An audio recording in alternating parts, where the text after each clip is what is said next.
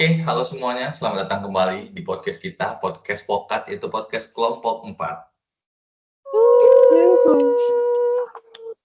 Oke, hari ini kita bersama narasumber-narasumber kita, para wanita ini. Ada Kakak Syoko, Kakak Siva, Kakak Tarin, Kakak Suryani. Dipersilakan untuk memperkenalkan dirinya masing-masing. Oke, makasih banyak nih Bang Taufik. Halo teman-teman semuanya, perkenalkan nama aku Sofra Salma. Aku dari Balai Pelaksana Pemilihan Jasa Konstruksi Wilayah Riau dengan jabatan fungsi Peranata Komputer ahli pertama.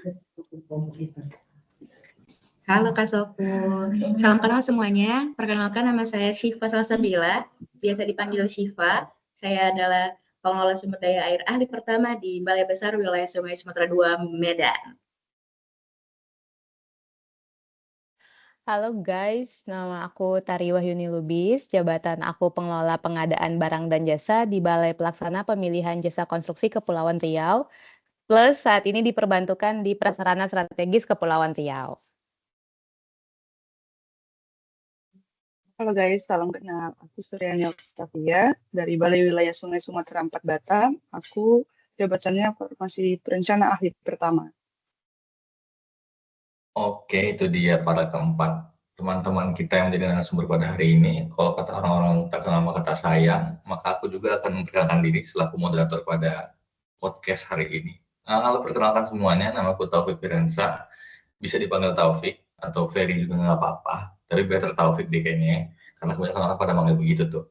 Aku sama kayak Kak Suryani, di satu balai, aku dari Balai Wilayah Sungai Sumatera 4 dengan Jafung, pengelola sumber daya air ahli pertama. Oke, back to topik, kita hari ini akan membahas sebuah isu penting tuh, isu strategi nasional. Ada yang tahu isunya apa? Apa tuh? Oke. Itu adalah militer, minimnya literasi di Indonesia. Itulah akan kita bahas pada hari ini yang menjadi isu strategis nasional juga. Jadi berdasarkan data, Indonesia berada di peringkat 31 dari 102 negara dengan rata-rata membaca hanya 5,91 buku. Jadi per orang itu 5-6 buku aja selama per tahunnya jumlah buku yang dibaca, dan juga 129 jam per tahun. Bersama teman-teman kita CPNS kita akan membahas dan mengobrol santai tapi ada isi dan bobotnya gitu soal penyebab, dampak, dan solusi dari minimnya literasi Indonesia. Mungkin kita mulai dari Kakak Siva ya. Menurut Kakak apa sih yang menjadi penyebab utama gitu rendahnya literasi di Indonesia? Oke, makasih Taufik atas kesempatannya. Jadi kalau kita bahas literasi itu, pasti yang kita ingat itu adalah bacaan dan buku. Nah, salah satu faktor utama kenapa literasi kita itu masih minim itu adalah karena akses kita terhadap bacaan itu masih sangat sulit. Jadi banyak masyarakat tuh yang kesulitan mendapatkan buku karena harganya yang relatif mahal dan diberikan pajak yang lumayan tinggi. Belum lagi ada gap harga yang cukup jauh antara harga di Pulau Jawa dengan pulau-pulau lain. Nah, sementara itu akses ke perpustakaan juga masih sulit. Jadi perpustakaan mungkin ada di kota-kota besar aja, tapi di kota-kota kecil atau kota-kota yang bukan di ibu kota itu kecil dan juga tidak memadai. Akibatnya minat baca itu jadi sulit tumbuh karena sumber bacaannya tidak mudah dijangkau, baik secara fisik maupun finansialnya. Aku tambahin juga ya, menurut aku tuh budaya membaca Indonesia tuh memang belum terbentuk secara kuat. Banyak masyarakat, terutama generasi muda, lebih tertarik mengonsumsi konten digital instan seperti video pendek, meme, atau informasi singkat yang bersifat hiburan dibandingkan membaca buku atau artikel yang membutuhkan waktu dan konsentrasi lebih tinggi. Kondisi ini yang membuat kebiasaan membaca yang mendalam semakin jarang, sehingga kemampuan literasi kritis pun ikut terhambat. Oke, jadi begitu ya tanggapan dari Kak Siva dan Kak Tari. Mungkin dari Kak Siva terhadap susahnya akses dalam membaca, juga dari Kak Tari yaitu budaya membaca di Indonesia itu memang belum terbentuk secara kuat. Mungkin dari Kak Suryani dan Kak Sofu, apa sih kira-kira yang menyebabkan masyarakat Indonesia ini masih mengalami fase krisis atau minim literasi? Nah, kalau menurut aku ya, dari segi kualitas pendidikan, kita itu masih belum rata. Di sekolah, kurikulum masih berorientasi pada hafalan, bukan pemahaman dan analisis. Siswa sering dipacu mengejar nilai ujian, bukan dilatih membaca kritis. Terus budaya baca yang masih lemah dari para siswa, dikarenakan sekolah memiliki perpustakaan, namun kesannya tidak menarik, sehingga para siswa bahkan enggan untuk sekedar singgah apalagi membaca. Dan juga peran guru di sini sangat berpengaruh. Kekurangannya adalah sebagian guru masih fokus menyampaikan materi ketimbang menumbuhkan minat baca siswa. Yes, betul. Aku setuju sih sama Kak Suryani. Nah, mungkin kalau misalnya bisa nambah sedikit nih di bagian pengaruh digitalisasinya. Jadi kalau misalnya pengaruh digitalisasi sekarang ini tanpa pendampingan, entah itu misalnya anak tanpa pendampingan dari orang tuanya, atau siswa tanpa pendampingan dari pihak sekolahnya, dalam artian misalnya di suatu sekolah tertentu itu terlalu bebas penggunaan gawainya gitu, maupun kita sebagai individu tanpa pendampingan atau tanpa bekal rasa ingin banyak membaca tadi, itu dapat membuat kita sebagai masyarakat jadi mudah terjebak dalam berita palsu di media sosial. Kalau kemampuan literasi kita rendah, kita jadi lebih gampang percaya kan sama informasi-informasi tanpa kita melakukan verifikasi terlebih dahulu. Nah, mungkin gitu nih, Bang Taufik. Oke, jadi dari Kak Surya dan Kak Sofu, dari sisi pendidikan dan juga sisi digitalisasi, ternyata bisa menjadi salah satu penyebab juga tuh kenapa timbul minimnya literasi di Indonesia. Kira-kira dari penyebab itu kan pasti ada dampak ya, atau bisa kita biasa sebut menjadi sebab dan akibat. Nah, kira-kira dampaknya apa tuh sejauh ini kira-kira terhadap bangsa Indonesia dari rendahnya literasi masyarakat gitu? Oke, kalau salah satu dampak yang secara general dan globalnya itu adalah bangsa yang memiliki tingkat literasi rendah itu cenderung hanya menjadi konsumen pengetahuan, bukan produsen teknologi, apalagi inovasi. Jadi bangsanya itu tuh selalu menyadur pengetahuan teknologi dari negara-negara lain instead of membuat sendiri. Nah, hal ini tuh terjadi karena kemampuan membaca, memahami, dan mengelola informasi itu tidak berkembang secara optimal, sehingga masyarakat tuh hanya menerima produk jadi aja tanpa bisa mampu untuk menciptakan sesuatu yang baru sendiri.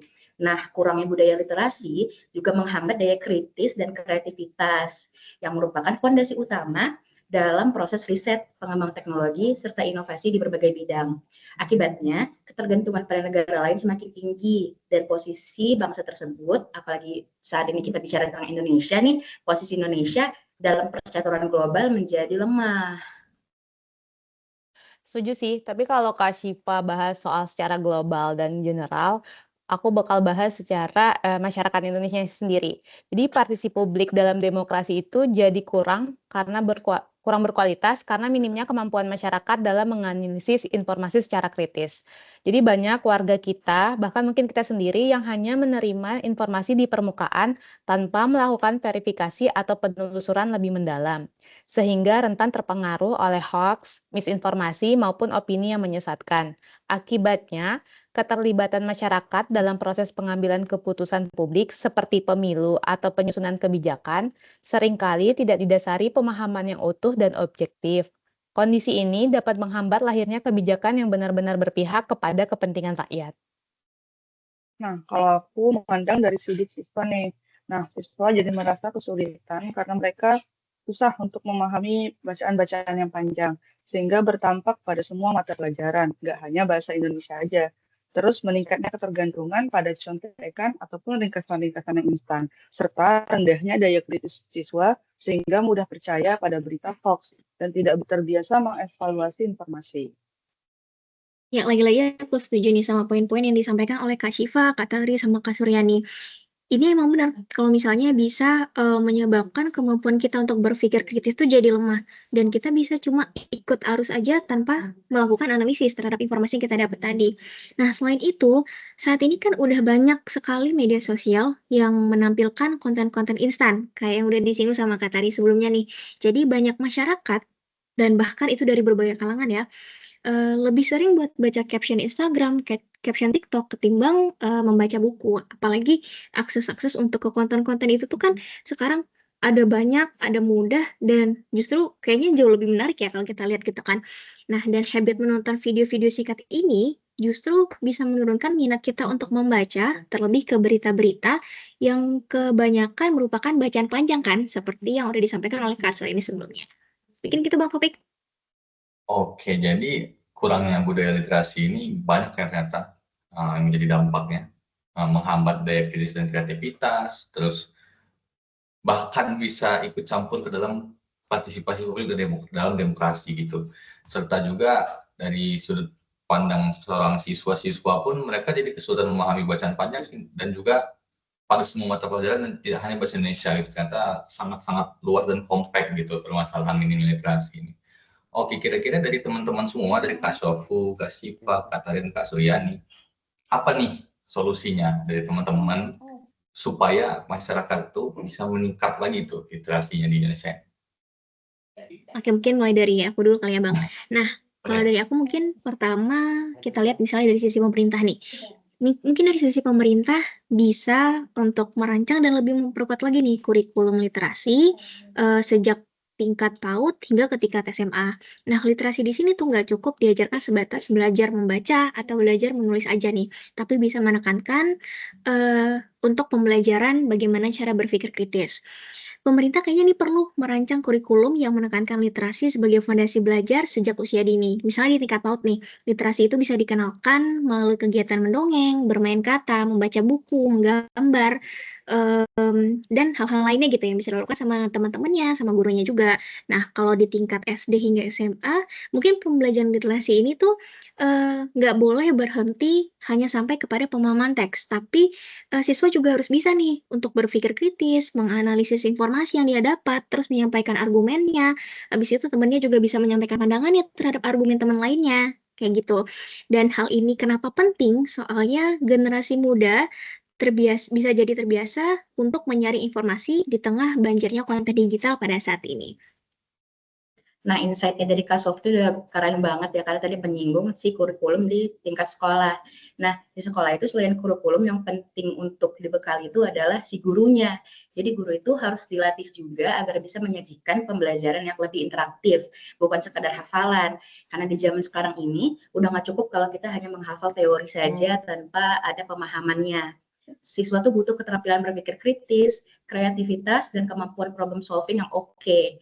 Nah, di sini guru-guru butuh dibekali pelatihan untuk menambah insight baru dalam metode mengajar, agar siswa dapat terpacu untuk berpartisipasi dalam proses pembelajaran secara kritis. Bicara solusi, aku bahas dari segi anak muda ya. Mungkin solusinya tuh membuat literasi jadi menyenangkan. Misalnya lewat pojok baca di warung kopi, kafe, atau klub baca dengan diskusi santai, atau bahkan lewat konten kreatif di media sosial. Dan juga menurut aku literasi bisa dibungkus dengan cara yang lebih gaul. Misalnya lewat podcast kayak gini, lewat meme, atau lewat platform yang memang disukai anak muda. Nah, kalau Kak Tari tadi bahas dari segi anak muda, aku bakal bahas dari segi individu. Nah, kita sebagai individu perlu membatasi konten instan dan menggantinya dengan bacaan yang berkualitas. Serta penting juga nih buat kita untuk menumbuhkan rasa cinta terhadap buku. Sehingga kita nantinya bisa lebih sering mendapatkan banyak asupan-asupan literasi yang bermanfaat dan berguna tentunya. Mungkin itu sih. Oke, jadi solusi dari teman-teman semua udah banyak banget dan harapannya ya itu bisa terrealisasikan dalam waktu yang dekat ini gitu. Entah dari kita, dari orang lain, pemerintah, ataupun dari siapapun, dari kalangan anak muda maupun masyarakat lainnya. Semoga bisa terrealisasikan. Jadi, apa sih alasan penting kita itu mengangkat isu strategi nasional berupa minim literasi itu? Yang pertama itu karena mempengaruhi kualitas SDM kita. Kemudian berdampak pada perekonomian, kerentanan terhadap hoax dan radikalisme, menghambat demokrasi berkualitas, kesenjangan sosial dan pendidikan juga menjadi kunci ketahanan nasional. Jadi minim literasi ini nggak melulu tentang masalah pendidikan gitu, tapi juga banyak dampaknya secara luas yang tadi sempat dibahas ke politik atau ke demokrasi, ke ekonomi, juga ke sosial, bahkan budaya dan keamanan nasional. Karena itu pendidikan literasi harus jadi isu strategis nasional agar negara kita mampu membangun SDM yang unggul, menjaga persatuan dan bersaing di dunia global. Ya, terima kasih kepada teman-teman CPNS semuanya, Kak Syofu, Kak Siva, Kak Tari, dan Kak Suryani yang telah menyempatkan untuk ikut andil atau ikut menjadi narasumber di podcast kita, yaitu podcast POKAT, podcast kelompok 4. Jadi berdasarkan data Perpusnas 2023 menunjukkan indeks literasi kita masih di angka 4,5 dari 100 atau kategori sedang. Artinya masih banyak nih PR kita kakak-kakak semua yang harus dikerjakan. Yuk kita mulai dari diri kita sendiri karena literasi adalah kunci masa depan bangsa. Sampai jumpa di episode berikutnya. Dadah. Bye. Bye-bye. Bye bye. See you.